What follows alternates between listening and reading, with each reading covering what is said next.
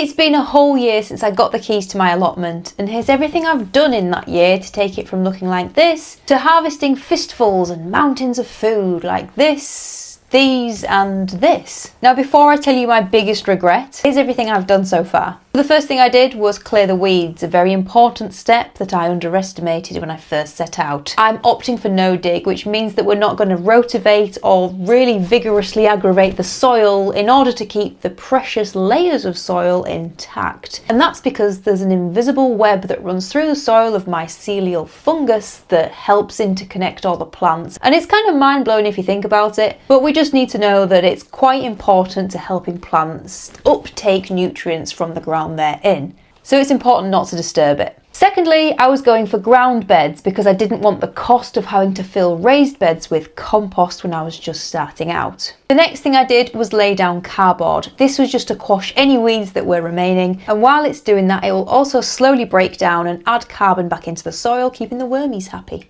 I then put some compost on top, around 4 to 6 inches, and added wood chip to the pathways, and that was it, my beds were ready. And then it was time to start getting plants in, and I knew that I didn't want to plant single crops per bed and plant in neat rows, because in my opinion there's a better way, which is essentially mixing lots of different plants together, all in the same bed. And the fancy term for that is polyculture. I added lots of flowers along the way, and interplanted lots of crops to ensure I utilised as much space as possible. And it worked. I've harvested so much stuff from this half plot, and the only real regret I have is I made the beds a little bit too wide. But now we're moving into the cooler months, there might be some redesigning on the menu. I send a daily email all about growing tips, and I've also got a growing planner which is coming out really soon, if it hasn't already by the time you've watched this. And if you want access to those emails, just comment the word insider. That's insider, not inside her.